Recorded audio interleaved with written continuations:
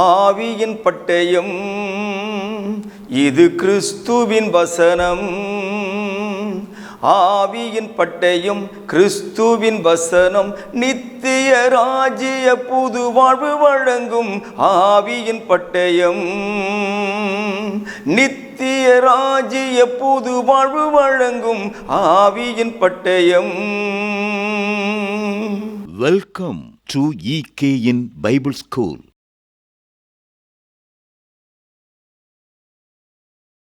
அன்பின் ஆண்டவர் இயேசு கிறிஸ்துனுடைய நாமத்தினாலே EKN பைபிள் ஸ்கூல் உங்களை அன்போடு கூட வரவேற்கிறது.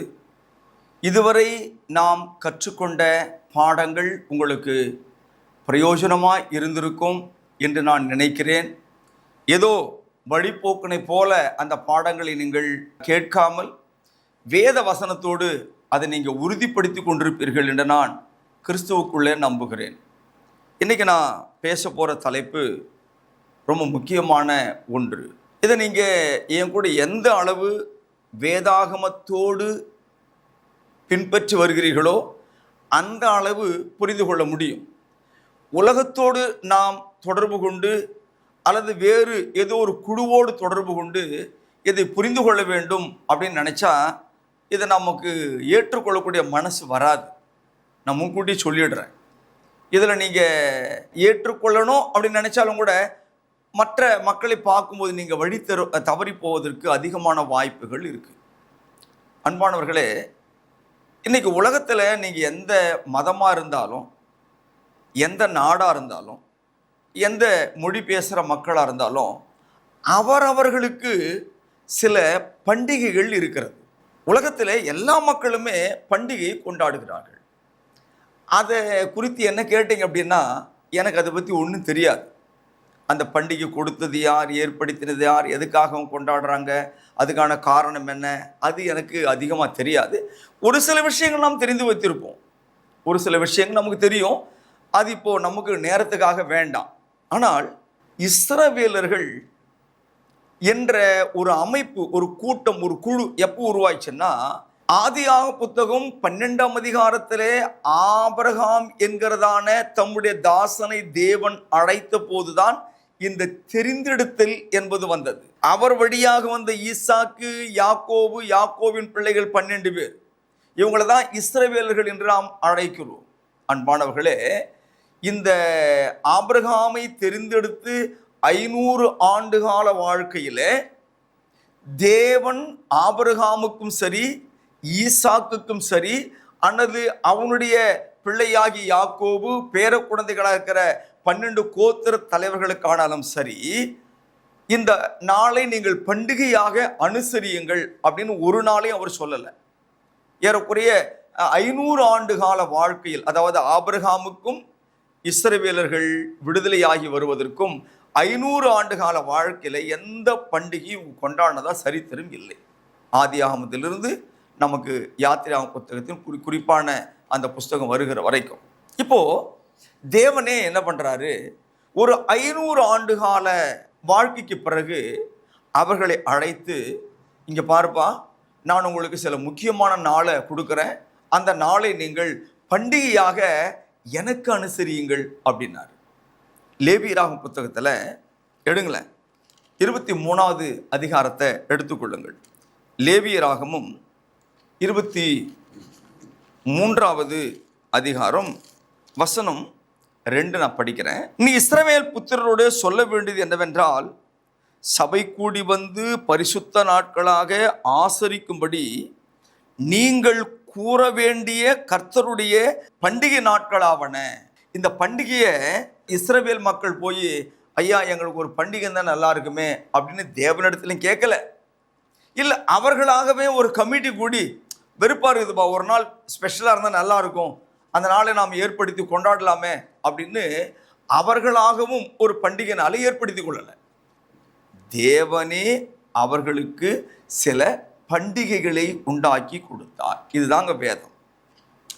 மனுஷனாக இருக்கிற நமக்கு எது வேணும் எது வேணான்னு அவருக்கு தெரியும். அப்போ அவர் நினைக்கிறாரு, இது வேணும் அப்படின்னு நினைக்கிறாரு, அதை அவர் கொடுக்கிறார்.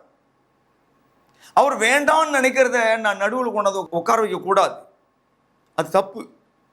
இப்போ தேவன் ஒரு பண்டிகையை கொடுக்கிறார் அப்படின்னா அந்த பண்டிகைக்கான அத்தனை விதிமுறைகளையும் அவர் தான் கொடுக்கிறார். இப்போ உதாரணமா நோவாவை அழைத்தார். நோவாவை, நான் உன்னையும் உன் குடும்பத்தையும் மிருக ஜீவன்களையும் காப்பாற்றணும், பரிசுத்தமானதெல்லாம், எனக்கு ஒரு பேழை வேணும், அந்த பேழையை உண்டாக்கு அப்படின்னு சொல்லாம மரம், நீளம், அகலம், உயரும், எத்தனை ஃப்ளோரு, எத்தனை கதவு, எத்தனை ஜன்னல், எந்த ஏரியாவில், எத்தனை முழ உயரத்தில், எல்லாவற்றையும், அதாவது லேசா சொன்னா A to Z, இதில் ஏலேருந்து இசட் வரைக்கும் அவருடைய சட்டங்கள், அவரது பிரமாணங்கள் மட்டும்தான் இருந்துச்சே தவிர நோவாவுடைய எந்த விருப்பமும் அங்கே இல்லை. ஐயா ஒரு 2 அடி உயரம் வச்சுக்கிட்டுங்களா, கேட்கல. தேவன் சொன்ன மரத்தில், தேவன் சொன்ன அளவில், தேவன் சொன்ன இடத்தில் கதவு, தேவன் காண்பித்த அந்த இடத்தில் ஜன்னல், எல்லாத்தையும் படைத்தார், உண்டாக்கினார். அதே மாதிரி ஆசரிப்பு கூடாரம்.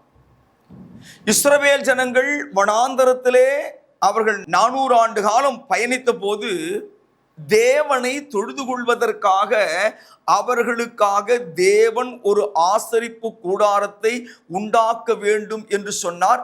அந்த ஆசரிப்பு கூடாரத்தினுடைய அளவு, அதில் பயன்படுத்தப்பட வேண்டிய உபகரணங்கள், நூல் முதல் கொண்டு கட்டையிலிருந்து பொன், வெள்ளி, இப்படிப்பட்ட இப்படிப்பட்ட பொருள் வரைக்கும் எல்லாமே தேவன் சொல்லி எதில் எதில் என்னென்ன பயன்படுத்தணும், எந்த அளவு பயன்படுத்தணும், அதன் உயரம் என்ன, நீளம் என்ன, அகலம் என்ன, கேருபீன்களை எப்படி உண்டாக்கணும், உடன்படிக்கப்பட்டு எந்த மரத்தில் உண்டாக்கணும், அதன் அகலம் என்ன, அதன் உயரம் என்ன, திரைச்சிலை எப்படி உண்டாக்கணும், அது எந்த நூலில் உண்டாக்க வேண்டும், அதிலே வேலை செய்கிற ஆசாரியனுக்கு எப்படிப்பட்ட உடை உண்டாக்கணும். இதில் எங்கேயாவது மோசையின் விருப்பம் அல்லது இஸ்ரவேலின் விருப்பம் அல்லது ஆரோனின் விருப்பம் இருக்குதான்னு கேளுங்க. பதில், நியாயமா வேதத்தை மாத்திரம் பேசுகிறவர்களுக்கு இல்லை என்றுதான் வரும். இதுல எங்கேயுமே கூட்டவோ குறைக்கவோ முடியாதுங்க. ஏனென்றால் இது தேவனுடைய வேலை, இது தேவனுக்கென்று நடக்கிற காரியம். இதில் மனித புகழ்ச்சிக்கு எங்கேயுமே இடம் கிடையாது. அதனால தேவனே மக்களை கூப்பிட்டு நீங்க பண்டிகை கொண்டாடுங்கப்பா அப்படின்னு சொன்னார். இந்த பண்டிகைகள் எதன் அடிப்படையில், எதற்காக என்பதையும் அந்த நாளில் செய்ய வேண்டிய விதிமுறைகளையும் தேவன் தான் கொடுத்தார். இப்போ என் கூட என்ன பண்ணுங்க, லேவியராகமம் 23ஆம் அதிகாரம் வச்சிட்டு இருக்கீங்களா ஏற்கனவே, அந்த அதிகாரத்தில் 4வது வசனத்தை பாருங்க. சபை கூடி வந்து பரிசுத்தமாய் ஆசரிக்கும்படி நீங்கள் குறித்த காலத்தில் கூற வேண்டிய கர்த்தரின் பண்டிகைகளாவன. கர்த்தரின் பண்டிகைகள். ஏன் கர்த்தரின் பண்டிகைனா கர்த்தர் ஏற்படுத்தின பண்டிகை. 5ஆம் வசனம், 1ஆம் மாதம் 14ஆம் தேதி அந்தி நேரமாகிற வேளையிலே கர்த்தரின் பஸ்காவை நீங்கள் புசிக்க வேண்டும் அல்லது கொண்டாடணும். தேவன் கொடுத்த பண்டிகை பஸ்கா, பாஸ் ஓவர், கடந்து போகிறவர். இந்த பாஸ் ஓவர் என்கிற பஸ்காவின் பண்டிகையை இஸ்ரவேல் மக்கள் கொண்டாட வேண்டும் என்பது தேவனுடைய விருப்பம், தேவனின் எதிர்பார்ப்பு. ஆனால் அந்த பண்டிகையை அவர்கள் விருப்பமாக கொண்டாடினாலும் அவங்க என்னெல்லாம் நினைக்கிறாங்களோ அப்படி கொண்டாடக்கூடாது. இது சட்டம். மாதத்தை தேவன் கொடுத்தார், தேதியை தேவன் கொடுத்தார். அந்த நாளில், அந்த தேதியில் எத்தனை மணிக்கு, எந்த நேரத்திலே அந்த பஸ்காவை அனுசரிக்க வேண்டும் என்று தேவனே அதையும் கொடுத்தாருங்க.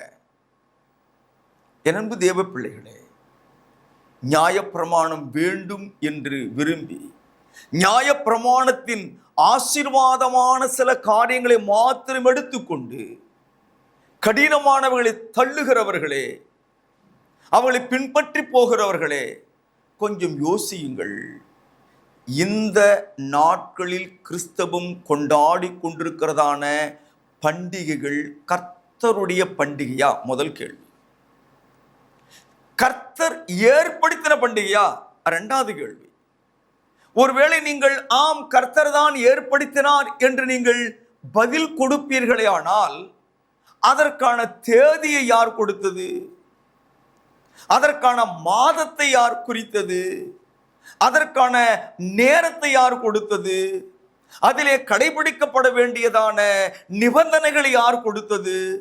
வேதத்தின் எந்த அதிகாரத்தில், எந்த வசன பகுதியில் அது காணப்படுகிறது என்பதற்கு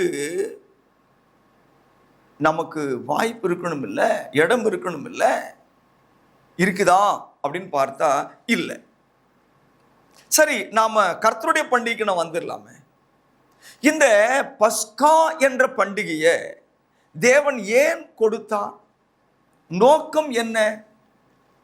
யாத்திரையாகமம் என்ற புத்தகத்தில் 12ஆம் அதிகாரம் நம்ம எல்லாருக்கும் பலட்சியமான தெரிந்த ஒரு பகுதி. அதனால எல்லாரும் யாத்திரையாகமும் 12ஆம் அதிகாரத்தை எடுத்துக்கொள்ளுங்கள்.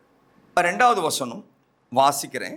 இந்த மாதம் உங்களுக்கு பிரதான மாதம், இது உங்களுக்கு வருஷத்தின் முதலாம் மாதமாய் இருப்பதாக. அப்ப பஸ்காவை முதலாம் மாதம் கொண்டாடணும். அந்த மாதத்தின் பேரு ஆபீப். அதன் பிறகு நிசான் என்றது பேர் பெற்றது. அப்போ மாதத்தை தேவனே கொடுத்துட்டார். இந்த பஸ்காவிலே ஆடுகள் கொல்லப்பட்டு அல்லது அடிக்கப்பட்டு குடும்பமாக அமர்ந்து அந்த ஆட்டை சாப்பிட வேண்டும்.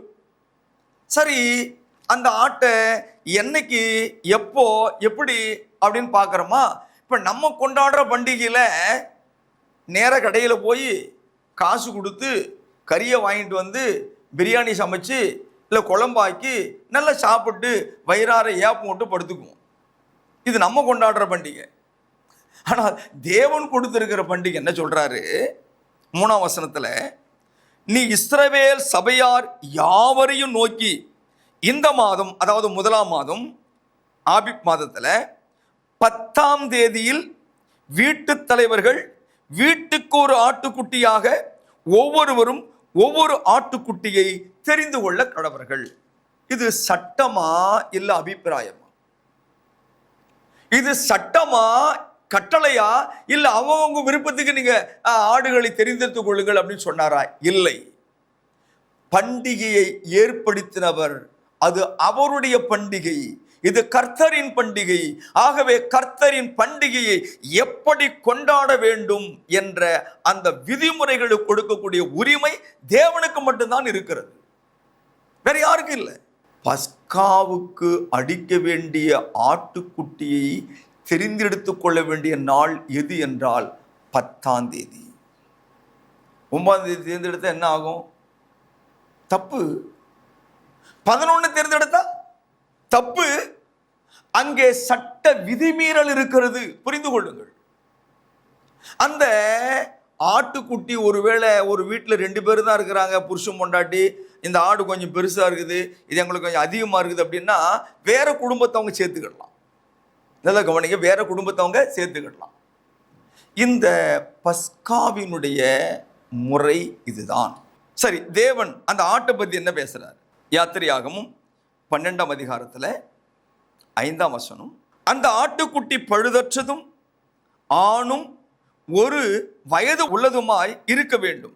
செம்மறியாடுகளிலாவது வெள்ளாடுகளிலாவது அதை தெரிந்து கொள்ளலாம். அந்த ஆடு கூட எப்படி இருக்கணும்? எத்தனை வயசு அதுக்கு இருக்கணும்? 1.5 வயசு ஆட்டுக்குட்டி நல்லா இருக்குது, செழுமையா இருக்குது, கொழு கொழுன்னு இருக்குது, பிடிச்சிடலாமா? அது சட்டமீறல், அது விதிமீறல். அதாவது 613 சட்டம்னு சொன்னனே, இதெல்லாம் துணை சட்டங்கள் தான். இதெல்லாம் அதுக்கு உள்ள வர பிரிவுகள். இப்படி சேர்ந்தது தான் 613. 10 கையில் பிடிச்சிட்டு இருக்காதீங்க. ஒரு ஆட்டை தெரிந்தெடுக்கும் போது அது வெள்ளாடோ செம்மறியாடோ 1 வயது இருக்கணும், அது சட்டம். அந்த 1 வயதுக்கு மேற்பட்டதை நீ தெரிந்து கொண்டால், 1 வயதுக்கு கீழானது தெரிந்து கொண்டால் சட்ட விதி மீறலாகிறது, அது குற்றம். இங்க சொல்றாருங்க 6ஆம் வசனம், அதை இந்த மாதம் 14ஆம் தேதி வரைக்கும் வைத்திருந்து இஸ்ரவேல் சபையின் ஒவ்வொரு கூட்டத்தாரும் சாயங்காலத்தில் அதை அடித்து, சாயங்காலத்தில் அதை மத்தியானம் சாப்பிட்டா என்ன? நம்ம விருந்தாளிகள்லாம் நம்முடைய பண்டிகைகளை எப்படி கொண்டாடிட்டு இருக்கிறோம்? மத்தியானம் வெயிட்டா சாப்பிடும். பண்டிகைனாலே மத்தியானம் என்ன ஆகும்? வெயிட்டா சாப்பிடும். ஆனா மத்தியானம் தான் நல்லா சாப்பிட்டு ஊர் சுத்திட்டு அப்புறம் வந்து படுத்து தூங்க முடியும். ஆனா இவர் என்ன சொல்றாரு, நீ வெயிட்டா சாப்பிட்றியா லைட்டா சாப்பிட்றியா அது கணக்கு இல்லையா. இந்த பண்டிகை நான் ஏற்படுத்தின பண்டிகை, நான் கொடுத்த பண்டிகை, என்னுடைய பண்டிகை, நான் சொல்ற விதிப்படி நீ சாப்பிடணும். சாயங்காலத்திலே அதை அடித்து குடும்பமாக அதை நீ சாயங்காலம் சாப்பிட வேண்டும் என்று சொன்னார். ரைட். அதுக்கடுத்து வரும், இரத்தத்தில் கொஞ்சம் எடுத்து தாங்கள் புசிக்கும் வீட்டு வாசல்களில் 2லும் நிலையின் மேற்சட்டத்திலும் தெளிக்கணும். 8ஆம் வசனம், அன்று ராத்திரியிலே அதன் மாம்சத்தை நெருப்பினால் சுட்டு புளிப்பில்லாத அப்பத்தோடும் கசப்பான கீரையோடும் அதை புசிக்க கடவர்கள். அப்போ அந்த பண்டிகை எப்படி கொண்டாடணும்? முதல்ல இருந்து வரலாமா? 10ஆம் தேதி ஆட்டை தெரிந்து கொள்ள வேண்டும். 1, அந்த ஆடு 1 வயதுக்கு உட்பட்டதா இருக்கணும். 2, அது பழுதற்றதா இருக்கணும். 3, வெள்ளாடு அல்லது செம்மறி ஆட்டிலே தெரிந்தெடுத்து கொள்ள வேண்டும். 4, அந்த ஆட்டை 14ஆம் தேதி அந்தி சமயம் ஆகிற போது அடித்து கொன்று அதை புசிக்க வேண்டும். எப்படி சாப்பிடணும் அப்படின்னா, புளிப்பில்லாத அப்பம், கசப்பான கீரை, இந்த 2ஐயும் சேர்த்து சாப்பிடணும். வேவித்து சாப்பிடக்கூடாது, நெருப்பிலே சுட்டு சாப்பிட வேண்டும் சொல்றார் அவர். நெருப்பிலே சுட்டு சாப்பிட வேண்டும். அதன் எலும்புகளில் ஒன்றும் முறிக்கப்படக்கூடாது. தொடை எலும்பு அப்படியே இருக்கணும், விலா எலும்பு அப்படியே இருக்கணும், கழுத்து எலும்பு அப்படியே இருக்கணும், கால் எலும்பு அப்படியே இருக்கணும். அந்த சதைகளை மட்டும் சாப்பிட்டு எலும்புகள் முறிக்கப்படாமல் இருக்க வேண்டும். இதுவும் 613 சட்டங்கள் 1. என்னைக்குங்க கரெக்டா? சரி, தண்ணியில் வேக வச்சு சட்ட விதிமீறல், குழம்பு செஞ்சு சட்ட விதிமீறல், பிரியாணி பண்ணி சட்ட விதிமீறல். இப்படி ஒவ்வொன்றையும் தேவன் துல்லியமாக கொடுத்திருக்கிறார், துல்லியமாய் கொடுத்திருக்கிறார். ஒரு பண்டிகை என்றால் அதை எப்படி கொண்டாட வேண்டும் என்று கர்த்தருடைய பண்டிகை சட்டத்தை கொடுத்திருக்கிறாருங்க. கிறிஸ்தவம் விளையாட்டு களம் அல்ல. நீங்க நினைக்கிறதையெல்லாம் செய்வதற்கு வேதாகமும் அனுமதிப்பது கிடையாது. நான் நினைச்சிட்டு இருக்கிறேன் ஒரு பெரிய ஆளா, நான் நினைச்சிட்டு இருக்கேன் என் தலையில் 2 கொம்பு முளைஞ்சு போயிருக்குது, எனக்கு பட்டம் முன்னால் இருக்குது, என் பட்டம் பின்னால் இருக்குது, என் பேருக்கு பின்னால் 1 முழத்துக்கு நான் வாங்கின டிகிரி இருக்குது அப்படின்னு எனக்கு ஏதோ 2 கொம்பு முளைச்ச மாதிரி நினைச்சிட்டு இருக்கிறோம். தேவ பிள்ளைகளே, ஆபத்தோடு விளையாடுகிறீர்கள். ஆண்டவர் இயேசு சொன்னா தெரியுமா? முள்ளில் உதைக்கிறீர்கள், முள்ளில் உதைப்பது கடினம். தெளிவா பேசுறாருங்க, தெளிவா பேசுறாருங்க. அந்த மாமிசத்தை, அந்த ஆட்டின் கரியை எப்படி சாப்பிட வேண்டும் என்று சொன்னால் அதன் 1 எலும்பு கூட முறிக்கப்படக்கூடாது. அது 613 சட்டங்களில் இதுவும் ஒரு சட்டம். ரைட். அடுத்த சட்டத்துக்கு போவோம்.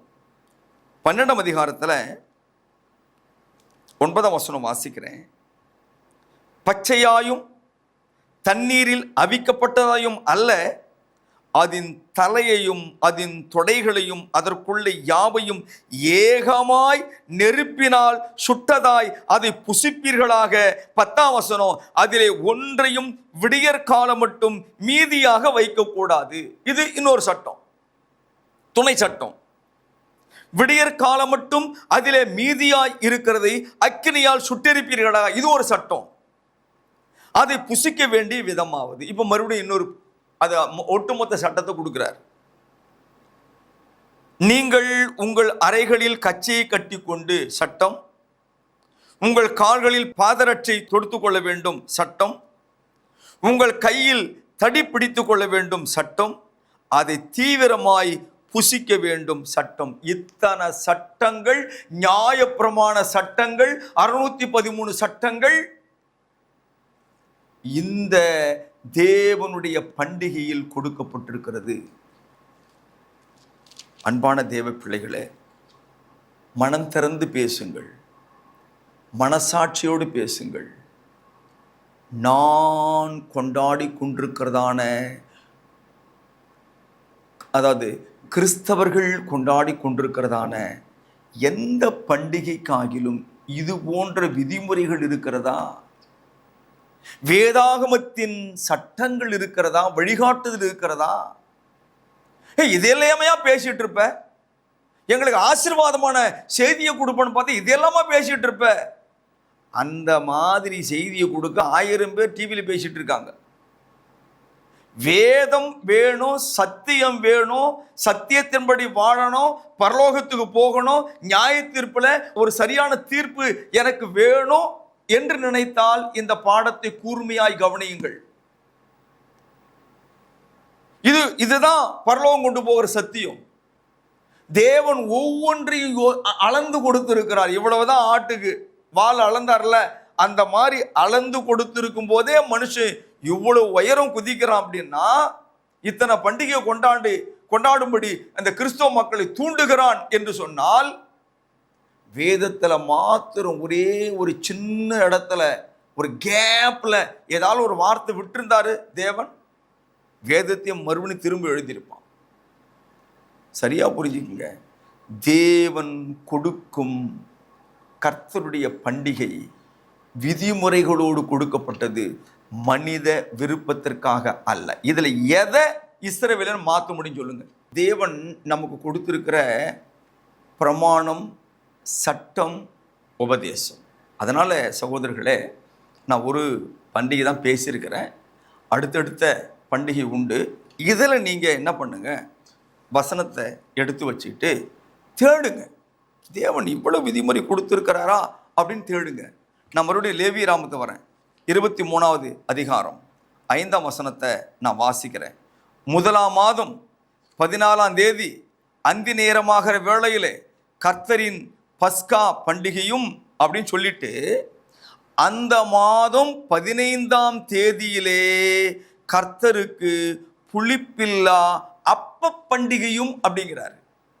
இப்போ இந்த ரெண்டுக்கும் இருக்கக்கூடியதான தொடர்பு என்ன, வித்தியாசம் என்ன அப்படிங்கிறத நீங்க தெரிஞ்சுக்கணும்னு ஆசைப்பட்டா அடுத்த வாரம் வரை காத்திருங்க. தேவன் உங்களை ஆசீர்வதிப்பார். ஜெபம் பண்ணலாமா? எங்கள் அன்புள்ள நல்ல பிதாவே, இந்த நாளுக்காக உமக்கு நன்றி. இந்த நாளில் எனக்கு கொடுத்த ஆலோசனைக்காக ஸ்தோத்திரம். இன்றைக்கு தகப்பனே, கிறிஸ்தவம் மனிதனுடைய ஒரு விளையாட்டு களம் போல, ஃபுட்பால் மாதிரி தகப்பனே, கண்டவர்கள் கண்ட மாதிரி சட்டங்களை எழுதுவதும் சட்டங்களை திருத்துவதும் சட்டங்களை கொடுப்பதுமாய் இருக்கிறார்களப்பா.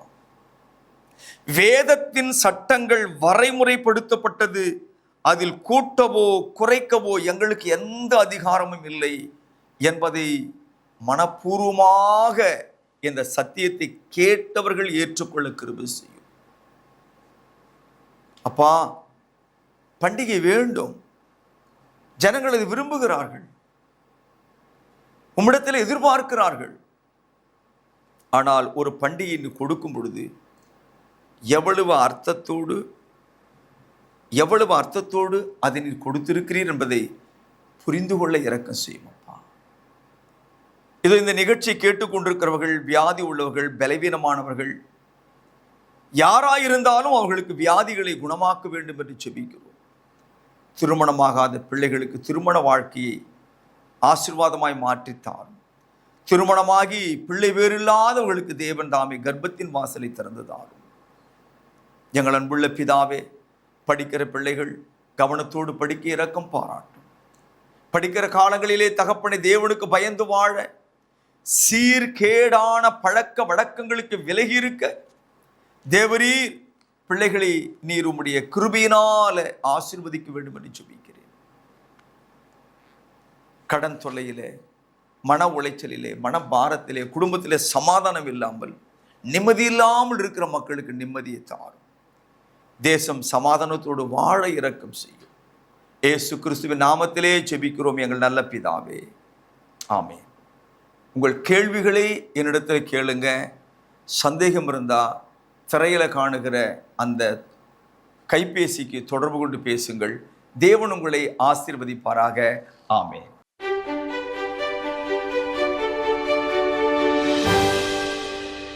Churches of Christ, Eternal Kingdom, New Life. அன்பிற்குரியவர்களே, மேலும் இந்த பாடங்களை எங்களுடைய யூடியூப் சேனலான எட்டர்னல் கிங்டம் நியூ லைஃப் சேனலில் கண்டு தெய்வ ஆசீர்வாதங்களை பெற்று மகிழுங்கள். கிறிஸ்துவின் சபையார் உங்களை வாழ்த்துகிறார்கள்.